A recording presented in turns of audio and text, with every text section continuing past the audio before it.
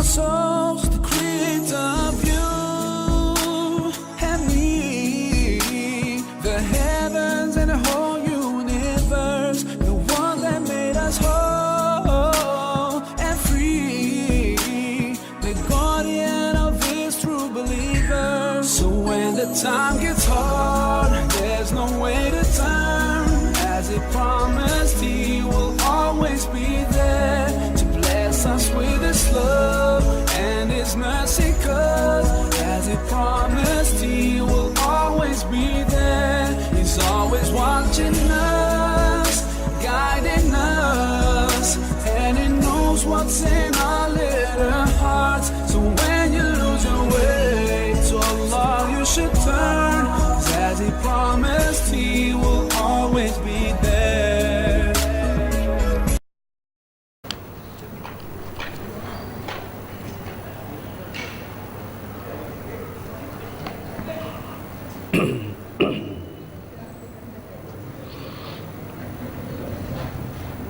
Assalamualaikum warahmatullahi wabarakatuh.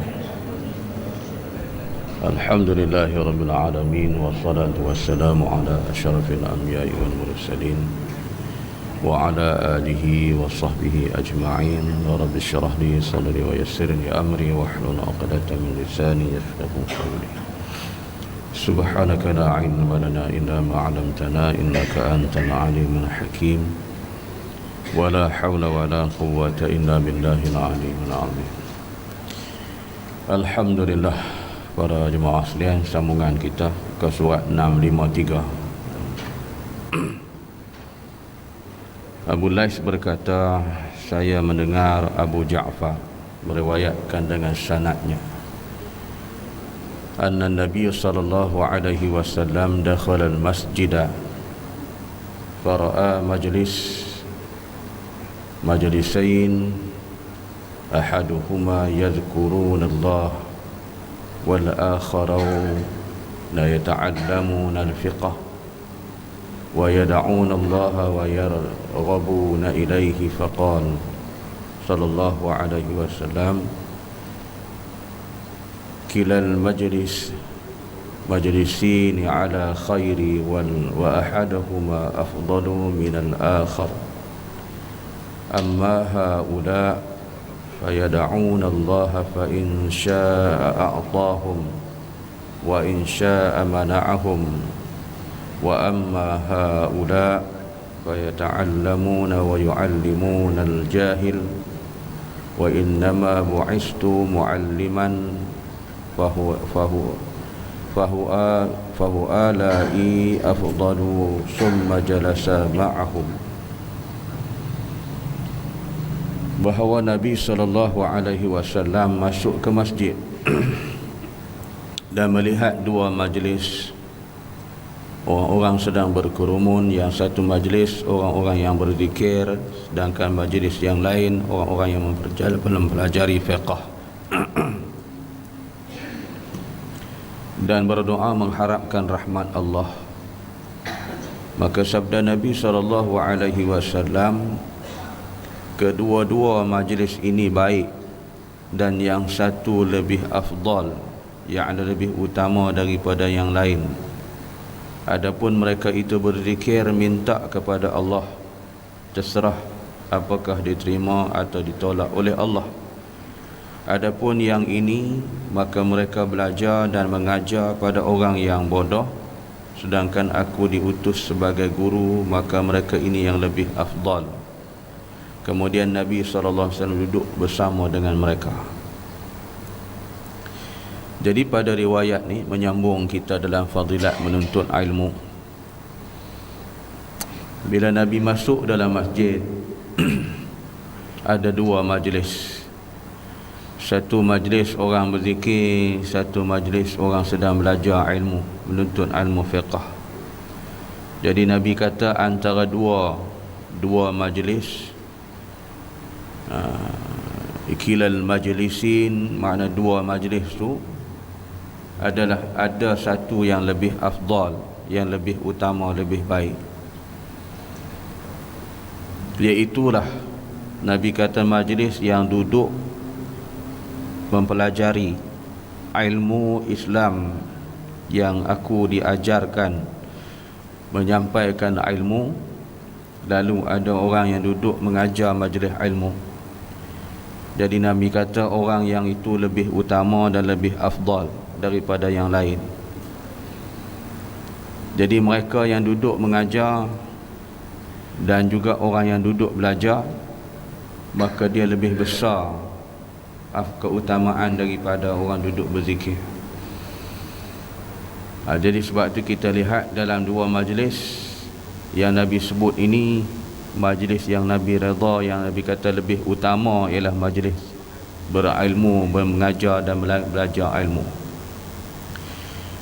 Jadi sebab itu bila kita duduk di mana-mana pun, ataupun kita pergi ke mana-mana sekalipun, bila adanya majlis ilmu, maka kita utamakan majlis ilmu daripada majlis-majlis yang lain.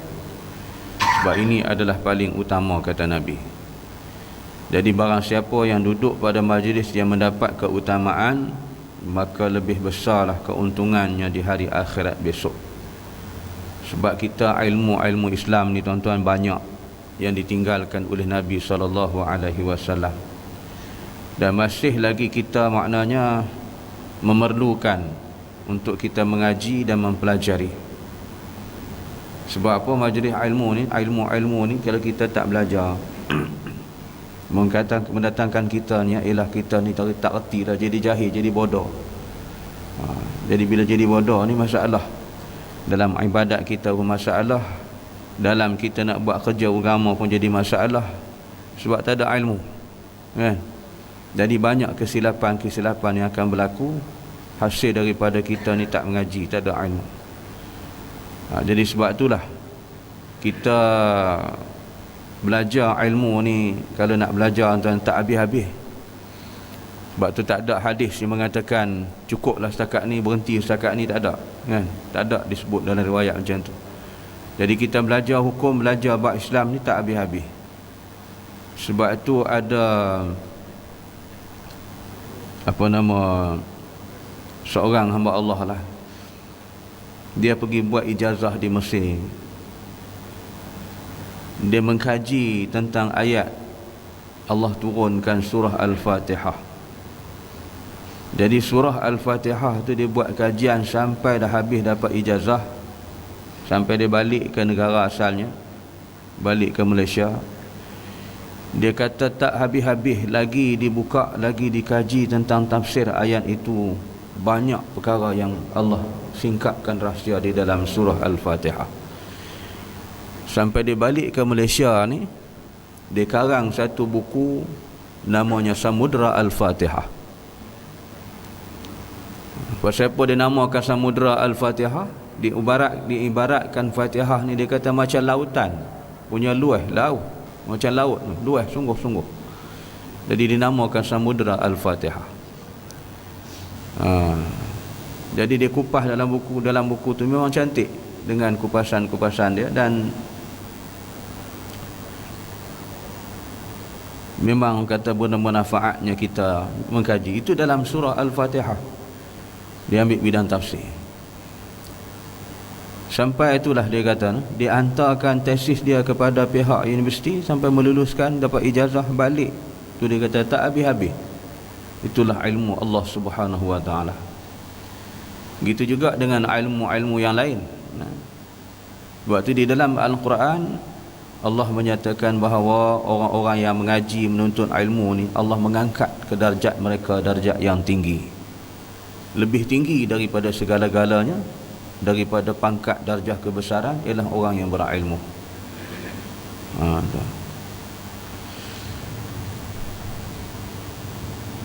Waktu semalam ni saya pergi ambil anak buah balik daripada Brunei Darussalam. 3 minggu berada di Brunei, lawatan sambil belajar ke Brunei yang ditaja oleh pihak Universiti Melaya. Jadi bersembang dengan dia semalam ni daripada airport sampai balik ke asrama Universiti Melaya. Dia kata Sultan Brunei mengambil guru agama daripada Malaysia, mengajar dalam istana, mengajar anak-anak dia, mengajar isteri dia, dan mengajar dia sekali lah. Jadi kemudian sampai dah mengajar ni pula, suami kepada orang tu meninggal. Jadi bila meninggal, si isteri ni nak balik ke Malaysia. Sultan Brunei ni sayang, dia tak bagi. Bila sebut kata nak balik je, dia bagi hadiah ni, dia bagi hadiah ni. Jadi tak jadi nak balik. Tak henti-henti dia bagi anugerah ni, hadiah tak henti-henti. Tujuan dia bagi supaya dia tak nak bagi balik ke Malaysia. Dan kau boleh duduk dalam istana tu dan khidmat dengan dia, suruh ajar anak dia mengaji, baca, mengaji, belajar Islam, belajar ilmu Islam. Jadi dia duduk ajar anak-anak dalam istana.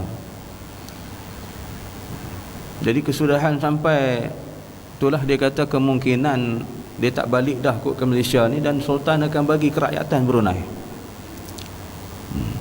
Sultan sayang. Dan dia kata di Brunei ni pula, Sultan tidak benarkan bangunan-bangunan di dalam kawasan bandar Brunei dibuat tinggi daripada masjid. Kalau buat nampak tinggi di masjid, dia suruh roboh bang. Dia tak bagi. Dia tak bagi, dia marah. Dia kata mana boleh bangunan kita duduk mendiami ni lebih besar, lebih tinggi daripada rumah Allah. Masjid kena tinggi, jangan bangunan tu tinggi daripada masjid. Jadi dalam kawasan bandar ni, bangunan rendah-rendah tak boleh tinggi sama dengan masjid, atau melebihi masjid tak boleh. Dan di Brunei ni, apa kata mufti, itulah kata Sultan Brunei. Ini satu kelebihan yang kita Allah Ta'ala bagi. Sebab tu bila mufti memberikan cadangan, minta kepada baginda Sultan Bolkiah untuk menjalankan syariat undang-undang hudud, dia terima sepenuhnya, tak ada bantahan. Di waktu malam dia kata senyap sunyi. Pukul 9 malam dah tak ada apa dah. Tak ada orang melepak, tak ada apa dah. Semua pakat balik duduk di rumah. Itu kata Brunei Darussalam tadi. Apa kata mufti, itulah yang dijadikan pegangan dia, dan dia terima sepenuhnya. Lepas tu dia tanya, dia kata, Pak Cik kenal kata Osman Bakar? Saya kata Osman Bakar ni bukan lecturer UM ke? Dia lecturer UM, tapi dia pergi kontrak duduk di Brunei. Dia pun tak nak balik dah ke Malaysia kalau boleh. Jadi Sultan sayang dekat dia, suruh dia khidmat di Brunei, mengajar anak-anak orang Brunei. Jadi itulah tuan-tuan. Dan di sana pula dia kata barang makan murah. Minyak 53 sen 1 liter. Minyak. Nak cari motor payah.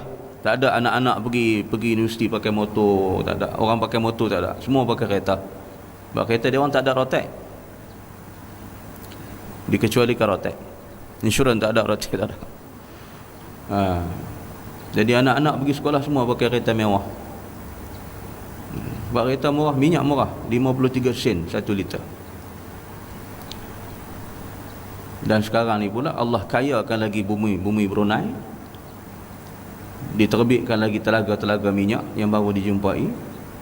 Dan minyak yang ada pula Allah gandakan daripada jumlah yang sebenarnya, digandakan 2 kali ganda terbitnya minyak, lagi banyak selepas diumumkan untuk pelaksanaan undang-undang syariah Islam hudud di Brunei Darussalam.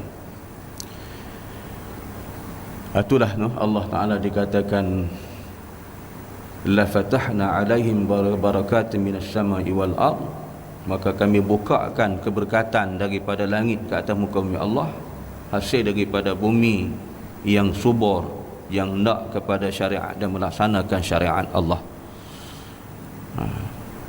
Itulah satu yang Allah Ta'ala bagi kelebihan kepada Brunei Darussalam ni. Jadi dia kata duduk di sana tenang, walaupun dalam masa singkat 3 minggu, malam-malam hari tak ada bising riuh rendah, tak ada mak rempit, tak ada riuh rendah macam kita ni, tak ada. Tak ada orang pakai motor. Nak tunggu kenderaan awam, bas pun payah, dia kata. Tak ada bas. Semua pakai kenderaan sendiri. Barotek tak ada. Dikecualikan rotek. Jadi itulah tuan-tuan ni, kita balik pada majlis ilmu. Jadi ilmu ni sehinggakan orang yang dapat menerima dan memahami konsep ilmu tu dia rasa kasih dan sayang. Jadi sebab tu Sultan Brunei dia sayang dengan majlis ilmu, suruh orang duduk mengajar anak-anak isteri dia duduk dalam istana tu, dia nak mengaji agama. Kemudian tu pula disebut di dalam hadis ini bahawa Nabi kata yang paling utama itulah dia, yang mana Nabi duduk berserta dengan mereka, makna dengan orang-orang yang mempelajari ilmu. Jadi Nabi masuk dalam masjid ni, Nabi tengok duduk dalam, Nabi duduk sekali dengan sahabat-sahabat yang mempelajari ilmu. Jadi itulah mudah-mudahan kita menjadi contoh daripada pemimpin yang agung Nabi Muhammad sallallahu alaihi wasallam ini, dan kita pun duduk di mana-mana tempat yang kita pergi ada majlis ilmu, duduklah, belajarlah. Itu majlis yang paling utama. Kemudian kata Abu Darda radhiyallahu anhu, bila saya mempelajari suatu masalah, maka itu lebih baik bagiku daripada bangun semalam penuh. Jadi kita ni dengan belajar satu hukum kita belajar, kata Abu Darda ni salah seorang perawi hadis, lebih baik daripada kita bangkit semayang penuh satu malam. Itu lebih besar daripada kita semayang satu malam penuh dengan solat sunat-sunat yang lain, kan? Satu bab kita mengaji, satu hukum kita belajar, nilainya lebih besar daripada kita semayang pada satu malam, kata Abu Darda radhiyallahu anhu. Gitu juga kata Abdullah bin Mas'ud, kamu kini berada di mana amal perbuatan lebih baik daripada ilmu, dan akan datang masa di mana ilmu lebih baik daripada amal perbuatan. Ini kata Ibnu Mas'ud, seorang lagi perawi hadis Nabi. Yang kita lihat antara orang yang beramal dengan orang yang mengaji, jika beramal tanpa ilmu maka membawa kepada kesesatan. Ini pandangan Hujjatul Islam Imam Al-Ghazali, ya, dalam kitab Minhajul Abidin. Jadi sebab itu dia ambil pada satu katanya riwayat daripada hadis, atau kama qala, Nabi sebut, dia kata al-ilmu imamul amal. Sila rujuk dalam kitab Minhajul Abidin, dalam bab anjakan ataupun aqabah yang pertama, aqabah ilmu. Jadi dia kata ilmu tu sebagai imam dan amal tu sebagai makmum. Jadi kita beramal ibadat dengan tak ada ilmu, banyak kesilapan, nanti akan berlaku kesilapan. Tu. Jadi bila kita nak beramal, mesti adanya ilmu. Apa juga amalan yang kita nak buat, hak wajib ke hak sunat ke, mesti berdasarkan kepada ilmu. Jadi ilmu ni kita nak ambil di mana? Berdasarkan ilmu yang ditinggalkan oleh Nabi sallallahu alaihi wasallam. Itu yang ulama bahagikan, ilmu fiqh, ilmu tauhid, ilmu tasawuf, kan, ilmu hadis, ilmu tafsir. Itu dibahagi subjek itu bagi memudahkan kita untuk mempelajari. Semuanya diambil berdasarkan kepada Al-Quran dan hadis-hadis Nabi sallallahu alaihi wasallam. Jadi gitu. Kemudian kalau kita tengok di segi ilmu fiqh, pandangan mazhab, 4 mazhab, kan? Imam Syafi'i, Maliki, Hambali dan Hanafi. Situ kita mengaji dalam 4 mazhab. Kena ambil tahu juga pandangan mazhab ni macam mana, pandangan mazhab ni macam mana. Tapi kesemua tu diterima oleh Allah Subhanahu wa taala. Tu kata anak buah saya semalam juga, dia kata, saya tanya pergi sana buat program apa lagi? Dia kata pergi sana tak ada program apa, masuk ke universiti di Brunei, ikut kuliah yang ada di Brunei tu. Profesor yang mengajar tu kan, kita masuk duduk sekali lah, mengaji sekali, mengikut jadual budak-budak universiti sana. Dia orang sana mengaji 2 jam, profesor dia bersyarah 2 jam. Lepas tu budak-budak di sini bagi, dia tanya budak-budak Malaysia di sana, kami dia kata 50 minit, paling panjang sejam. Dia kata mengaji apa 50 minit? Tapi dia tersedap je tak, profesor dia syarah dalam bab hujah dalil Al-Quran dalam hadis Sampai dia panggil satu hari tu dia buat apa kuliah ni, dia panggil semua orang Cina, orang Hindu apa semua ni, apa agama duduk campur dengan Islam. Dia hurai Islam tu macam mana. Dia cabar orang-orang yang bukan Islam ni untuk membuktikan hujah. Jika sekiranya pihak anda yang benar, agama anda yang benar, boleh berhujah, kita sedia menerima hujah anda. Tapi profesor sedap dia bercakap, dia macam orang bersyarah dia. Diam budak-budak tak berani nak. Dia hujah satu-satu dengan agama Islam ni macam mana yang agama kamu tu tak betul, salah. Tapi dia cabar, dia kata kalau kamu orang yang benar, boleh tunjuk buktikan agama kamu benar, tolong buktikan, boleh mematikan hujah-hujah saya dengan dalil Quran ini. Jadi budak-budak ni pening kepala yang bukan Islam ni, tak boleh nak hujah apa. Kalau tak boleh hujah apa, kata dia, itulah kebenaran Islam, agama kamu agama yang salah. Jadi saya membuka ni ruang untuk kamu berfikir, kata dia. Jika anda boleh berfikir dengan baik, kamu akan terimalah di mana agama yang betul. Dia tak ada sekatan. Kita universiti sini sekat kena sekat kan? Diikat dengan akta demi akta. Universiti kita diikat dengan akta AUKU, akta universiti dan kolej. Jadi pelajar-pelajar terikat dengan akta itu. Dah berapa lama diperjuang oleh pihak mahasiswa, masih sampai sekarang dikekalkan akta AUKU, akta universiti dan kolej. Jadi tak ada kebebasan para pelajar-pelajar untuk buat dalam memikir mereka tentang ilmu. Di sana tak terbuka. Pensyarah pun tidak ada tertekan. Jadi gitu kita tengok tuan. Jadi ilmu ni sebenarnya kena buka macam tu. Dalam ilmu ni banyak perkara-perkara yang kita kena pelajari dan huraian-huraian yang terperinci, yang lagi kita buka ilmu Islam lagi nampak keluasannya.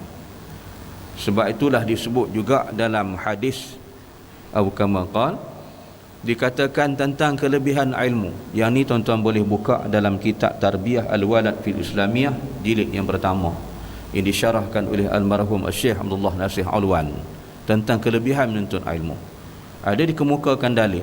Dia kata jika sekiranya dikumpulkan laut dunia disatukan menjadi dakwat, menjadi tinta untuk menulis ilmu Allah, tak cukup, kata dia, kering kontak.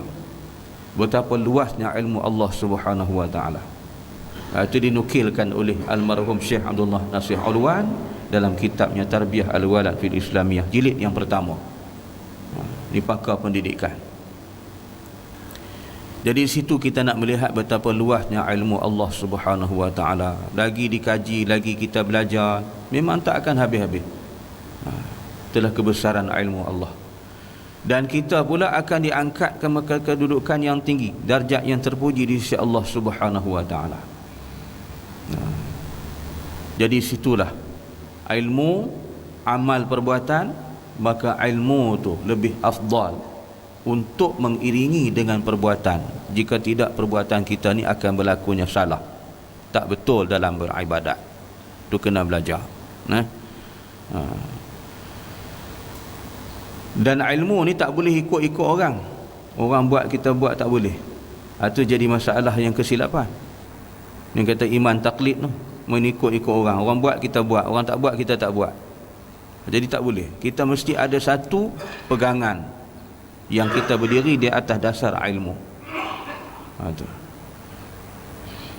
Kemudian Sa'id bin Al-Musyayyab daripada Abu Sa'id Al-Khudri radhiyallahu an berkata pula, Nabi SAW bersabda, afdalul a'mal ala zahril ard salasatun, talabul ilmi wal jihad wal kasbu, lianna talibal ilmi habibullah wal ghazi waliyu wal kasib siddiqullah. Dalam riwayat ini kata Sa'id Al-Musyayyab, dia ambil daripada Sa'id Al-Khudri radhiyallahu anhu, perawi-perawi hadis, amal yang lebih utama di atas bumi ini, kata Rasulullah sallallahu alaihi wasallam, ada 3. Yang pertama, penuntut ilmu, orang yang belajar ilmu. Yang kedua jihad dan usaha kasab. Sebab penuntut ilmu itu kekasih Allah, dan pejuang jihad itu waliullah. Dan yang usaha kasab siddiqullah, yakni orang yang sungguh-sungguh takwa kepada Allah Subhanahu wa taala. Nabi sebut 3 ni. Dia kata yang utama di atas muka bumi ni, Nabi kata ada 3 perkara. Yang pertama sekali, hak nombor 1 sekali, Nabi kata talabul ilmi, menuntut ilmu. Inilah yang paling utama, seutama daripada hak lain, daripada kehidupan kita di atas muka bumi. Tapi kita terbalik lah. Pasal kita ni paling utama makan. Makan, minum, kerja, tidur. Tu yang paling utama. Mari mengaji pun tidur, kan? Dengar khutbah pun tidur. Yang tak tidur satu je, waktu makan. Waktu makan celek luas lah. Tu kita. Tapi Nabi kata yang utama di atas muka bumi ni dalam kehidupan kita ialah menuntut ilmu. Jadi sebab tu kita menuntut ilmu ni, Islam tidak ada had. Katakan sampai umur kita 50 kena berhenti, 70 ke 60 kena berhenti. Tak ada. Sebab tu kita talabul ilmi minal mahdi ilal lahdi. Tuntut ilmu tu daripada dalam buayan sampai ke liang lahat. Dah masuk kubur, dia ajarkan ilmu pada kita. Dia beri peringatan kepada kita. Itu yang ditalqinkan tu, kan? Yang menjadi pertikaian pada kita lah. Orang kata tak boleh talqin bid'ah, kau ni kata perlu talqin ke apa. Jadi sebagai peringatan, terutama peringatan sekali juga kepada orang yang hidup. Sebab tu yang kita ni Nabi suruh hantar jenazah, dia kata ada keuzuran apa, sampai ke tanah perkuburan. Tu kita nak ambil pengajaran, i'tibar. Ni tengok saudara kita ni masuk, esok kita pun nak masuk situ juga. Masa dan harinya Allah yang tentukan. Lalu ditalqinkan tu sebagai peringatan. Sebab tu Nabi kata bila ditanam orang yang mati ni, bergerak 3 langkah saja kita yang hidup, datanglah malaikat Munkar Nakir untuk menyoal di alam kubur. Dan ketika tu kita yang duduk dalam kubur ni terdengar bunyi kasut orang berjalan balik, tetapi jeritan ahli kubur tidak didengar oleh orang yang hidup. Hanya yang dengar jeritan ahli kubur tumbuh-tumbuhan dan haiwan. Itu dalam hadis. Lain makhluk Allah tutup pendengaran. Seandainya didengar oleh kita manusia, kata Nabi, terus mati masa tu juga. Betapa dahsyatnya, ngerinya jeritan ahli kubur yang menghadapi Munkar Nakir yang disoal. Di situ memerlukan ilmu untuk menjawab. Tapi kalau hidup di atas dunia ni kita tak belajar, kita tak mengaji, kita pula jadi anti ataupun marah, tak suka dengan majlis ilmu, jadi berat. Masjid-masjid pun ada juga. Tak ada lah kot. Dulu masjid, ya Allah, tak boleh halang, tak boleh mengaji, tak boleh itu, tak boleh ni, tak boleh ni, tak boleh, macam-macam akta. Saya pergi masjid di Sungai Udang di Kelang. Tampai kat pintu punya besar. Tak dibenarkan masuk mengajar tanpa tauliah. Haram. Main tu. Dia pakai kitab fiqh mana hukum haram. Tak boleh masuk mengajar tanpa tauliah, haram. Sebesarnya tampai Masjid Sungai Udang. Jadi kita ni tuan, halangan demi halangan. Jadi kita nak kena mengaji, kena belajar ilmu, belajar majlis ilmu. Yang kedua, wal jihad wal kasab. Jihad kita di jalan Allah itu dia sebagai pejuang, dia kata waliullah. Sebagai waliullah yang dituntut pada kita. Jadi jihad di jalan Allah seperti mana berlaku di zaman Rasulullah sallallahu alaihi wasallam, para sahabat berjuang dengan menggunakan senjata kerana mempertahankan kedaulatan dan kesucian Islam daripada diseroboh oleh pihak musuh. Jadi kita hari ini dalam bentuk jihad banyak ditafsirkan oleh para ulama. Huraiannya ialah jihad dalam erti kata yang luas, termasuklah kita jihad menuntut ilmu. Kita pergi jauh meninggalkan kampung halaman sampai kita meninggalkan negara kita nak cari ilmu. Itu jihad juga dipanggil Ibnu Sabil. Anak-anak kita pergi belajar di Mesir, pergi belajar di negara-negara Timur Tengah, di Syria, pergi belajar di Jordan, di mana hala negara-negara ni, nak berjuang, nak cari ilmu. Yang tu dikira juga sebagai jihad wal kasab. Dalam perjuangan mereka nak mencari ilmu. Dan jihad paling agung tu ialah jihad dengan menggunakan senjata, kita berlawan dengan musuh, mati di jalan Allah. Itu jihad paling agung lah. Tu yang kedua. Dan yang ketiga Nabi kata juga, iaitu dikatakan orang yang usaha kasab ni, usaha-usaha yang kita jalankan, pekerjaan kita, hasil mahsul pekerjaan kita, wang ringgit kita, harta benda kita yang dibelanjakan ke jalan Allah, yang itu sebagai siddiqullah, yang kita merupakan orang yang benar di sisi Allah dan takwa di sisi Allah, kerana kita berjihad dengan harta. Ni ulama kata jihad juga, jihad dengan harta untuk ke jalan Allah. Kita sumbang duit, ringgit dan sebagainya untuk di jalan Allah Subhanahu wa ta'ala. Jadi kesemuanya itu adalah keutamaan bagi kita di atas muka bumi. 3 perkara. Jadi barang siapa dapat melaksanakan, maka itulah keuntungan yang akan dikutip di hari akhirat besok. Tiada ada yang lebih baik melainkan orang-orang yang dapat hidup dengan mengaji, belajar dan berjihad, dan melaksanakan jihad mereka dalam segi bentuk harta benda di jalan Allah Subhanahu wa ta'ala. Jadi itu wallahu a'lam.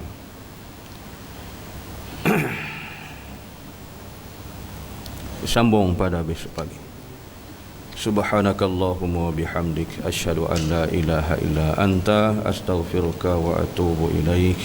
Bismillahirrahmanirrahim. Wal 'asri innal insana lafi khusr illa allazina amanu wa 'amilus salihat wa tawassaw bil haqqi wa tawassaw bis sabr. Shadaqallahul 'azim.